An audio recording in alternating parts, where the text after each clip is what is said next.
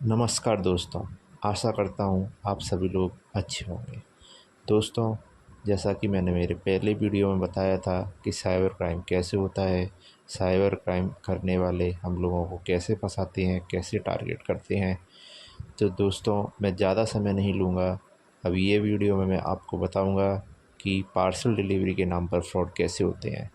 Generally हम लोग online shopping करते हैं, तो हमारे बहुत सारे पार्सल आते हैं। फिर हम उन पार्सल में से जो हमें पसंद नहीं आता है प्रोडक्ट, उसको हम रिटर्न भी कर देते हैं। तो हमारे पार्सल रिटर्न होते हैं और आते हैं। इसमें एक फ़्रॉड होता है।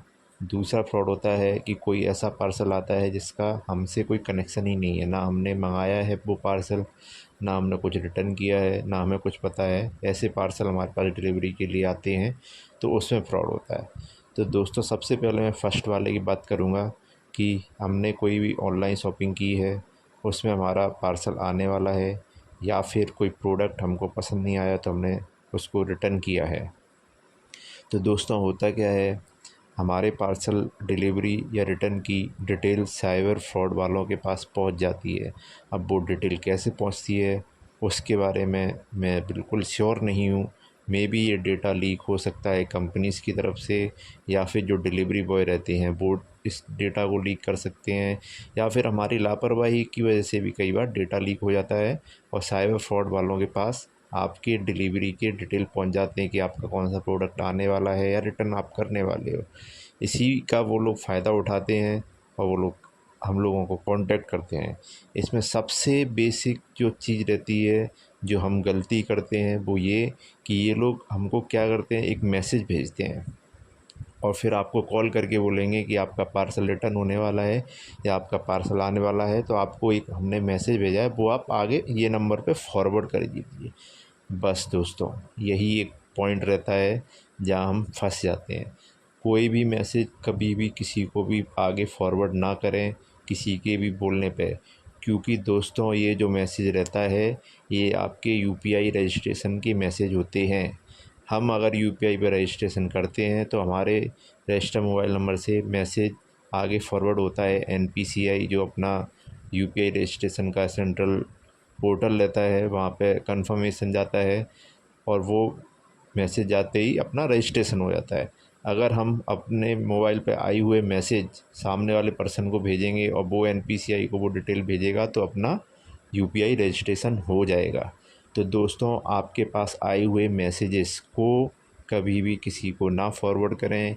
ये यूपीआई रजिस्ट्रेशन के लिए आया हुआ मैसेज हो सकता है। तो ये सबसे कॉमन तरीका रहता है। ये लोग मैसेज करते हैं, फिर हमको बोलते हैं आगे फॉरवर्ड कर दो, फिर आपका पार्सल रिटर्न आ जाएगा, और इसी में ही हम लोग फंस जाते हैं और हमारा बहुत सारा लॉस हो जाता है। दूसरा, ये लोग क्या करते हैं, पेमेंट लिंक भेजेंगे, बोलेंगे मैडम सर 5 रुपये का पेमेंट करो, 10 रुपये का पेमेंट करो वेरिफिकेशन के लिए, और तरह तरह के बहाने बनाएंगे। तो दोस्तों, कोई भी पेमेंट ना करें। कोई भी लिंक पर अगर कोई भी कुरियर आपका रिटर्न आता है या फिर आप मंगाते हैं, तो इस तरह के कोई पेमेंट नहीं होते हैं। आप डायरेक्टली डिनाई कर सकते हैं कि मैं कोई पेमेंट नहीं करने वाला, ना मैं कोई मैसेज सेंड करने वाला। आप कंपनी को कंप्लेन कर सकते हैं कि ऐसा हमारे साथ हो रहा है, मैं कोई पेमेंट क्यों करूं। लेकिन दोस्तों, थोड़ा सोचने की बात है, थोड़ा रुकने की बात है। थोड़ा दिमाग लगा के अगर आप सोचेंगे तो ऐसी घटनाएं रुक सकती हैं। तो ये तो वो एक तरीका हो गया फ्रॉड होने का। तो इससे आप सतर्क रहें, कोई मैसेज ना भेजें, ना ही कोई लिंक पर क्लिक करके पेमेंट करें। तो आपके पार्सल के नाम डिलीवरी या फिर रिटर्न के नाम पर जो फ्रॉड होते हैं, उनसे आप बच सकते हैं। थोड़ा इसमें ध्यान रखें, कोई भी मैसेज ना भेजें, आगे कोई मैसेज फॉरवर्ड ना करें, ना ही कोई लिंक पर क्लिक करके पेमेंट करें, ना ही कोई ऐप डाउनलोड करें जिसमें आपकी स्क्रीन शेयरिंग वगैरह हो जाए। दूसरा दोस्तों, क्या रहता है, अभी एक और फ्रॉड पार्सल के नाम पे बहुत कॉमन हो गया है।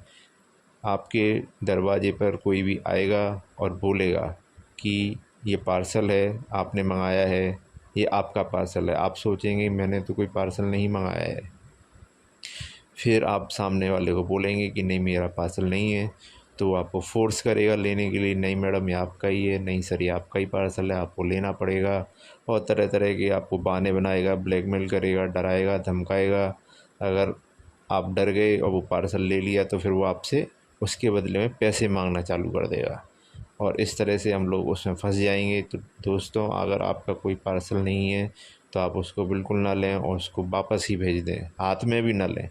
या फिर वो आपको बोल सकते हैं कि आपके पड़ोसी का पार्सल है, या आपकी बिल्डिंग ऊपर वाले का पार्सल है, नीचे वाले का पार्सल है, इसका पार्सल है, उसका पार्सल है।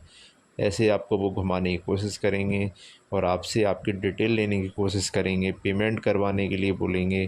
तो दोस्तों, इसमें फंसे ना। अगर आपका कोई भी पार्सल नहीं है, चाहे वो पड़ोसी का ही क्यों ना हो, तो भी उस पार्सल को ना लें, पहली बात। दूसरी बात, अगर वो सामने वाला फ़ोर्स करता है तो आप उसको बोलें कि मैं ये पार्सल नहीं ले सकता, अगर आपने मेरे को ज़्यादा परेशान किया तो मैं पुलिस को कंप्लेन करता हूँ। ऐसा करने से हो सकता है वो समझ जाए कि आप फंसने वाले नहीं हैं। तो दोस्तों, सतर्क रहें, थोड़ा ध्यान रखें और ये साइबर फ्रॉड से बचें।